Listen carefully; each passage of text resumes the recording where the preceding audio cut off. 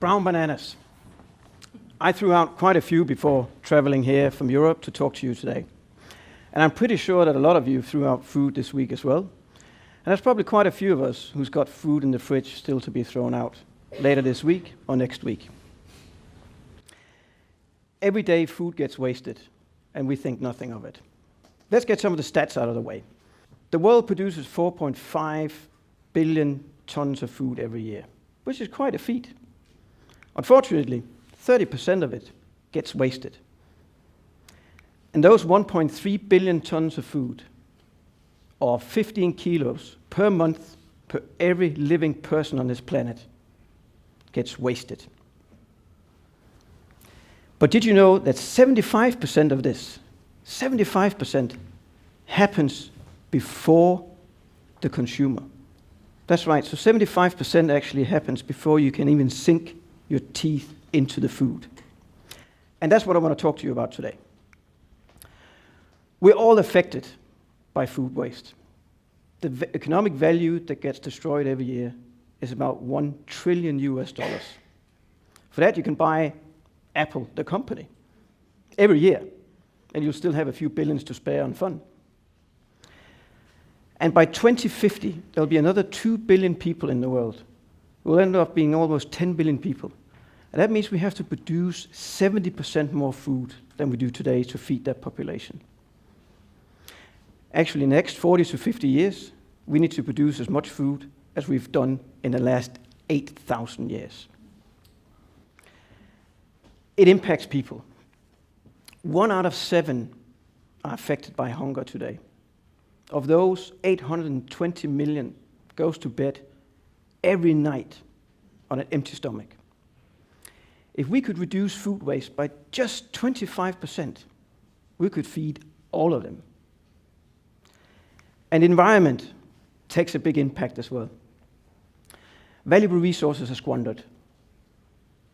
Land, water, actually the consumption of water related to food waste is 250 cubic kilometers.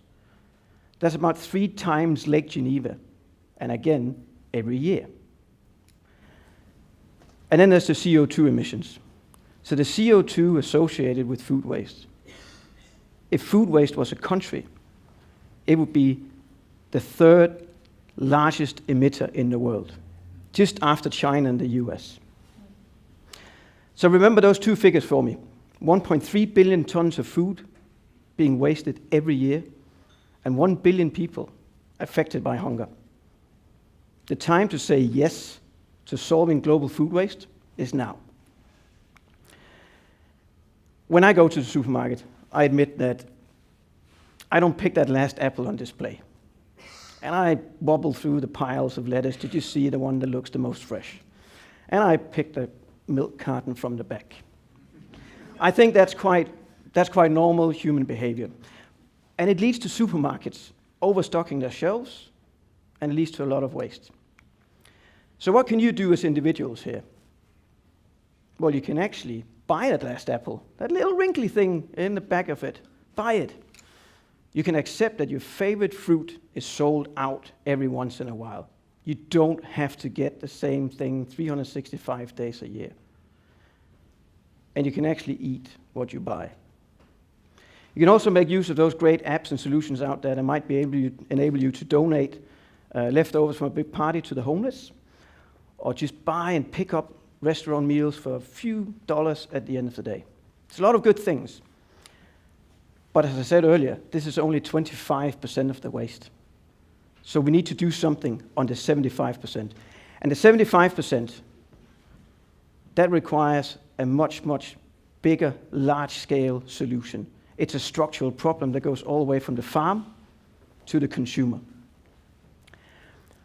And we need to do something that addresses the cause rather than the effect in this. And this is where the multinationals comes into the picture, because their global scale, their ability to drive impact across the whole food value chain, that's what we need. Is it that easy? Why should multinationals get involved? We just go to the Fortune 500 and appeal to their humanity. No, it won't work that way. Business is business. The good thing is, solving food waste is good business. Across the whole value chain, there's considerable opportunity to improvement. And as I said earlier on, the value pool is $1 trillion. That's quite exciting for a multinational to try to get into that market. But it needs a different approach, because we can't use the old ways of addressing this. We need to think differently. We need to embrace and develop new technologies. We need to find ideas, and it doesn't matter who came up with it. We just need to do it. We need to be agile and think like a startup and execute with the efficiency of the multinationals and the scale that we can pull off. So that is why we have launched FoodTrack by Maersk. It's a venture program that invests in startups and partners with them with solutions and new ideas that addresses the 75% of the waste. This could be new packaging, new logistics solutions, data analysis that enables a farmer to actually make the right decisions early on for saving his crop all the way through. A true story of how this can drive impact. Nigeria, big African country, 200 million people. In the next 30 years, that population is going to double. Tomatoes is a huge thing in their cooking. Unfortunately, half of 2 metric tons of tomatoes goes to waste every year in Nigeria. That's a problem. And it's a much bigger problem when they're doubling their population in a few years. So with local entrepreneurs, we developed a cold chain solution that through a combination of training, process improvement, modern equipment, and reefer containers, allowed the farmers to handle their produce in a safe way, transported 700 miles across Nigeria, and it all arrived at a market ready for sale. And they went from 50% loss to 0. That's impact. The imbalance is absurd. There is 1.3 billion tons of food going to waste. There's 1 billion people that is affected by hunger. Do you see any interests being met or values being served with such a thing? We don't. And that's why we as Maersk are using our global strength, our skills, and our expertise within shipping and logistics to invest in startups, to partner with corporates, to drive a positive change across this entire value chain of food and address a big global problem. Ask yourselves, what can your companies do to use their specific strength, their expertise, and leverage that to do something good? And even in the households, we can all do something. And I think if you just start with not letting the bananas go brown and actually finish what's in your fridge, I think you'll do quite a big impact. Solving food waste is good for people and the environment. And solving food waste is good for business profits. Thank you.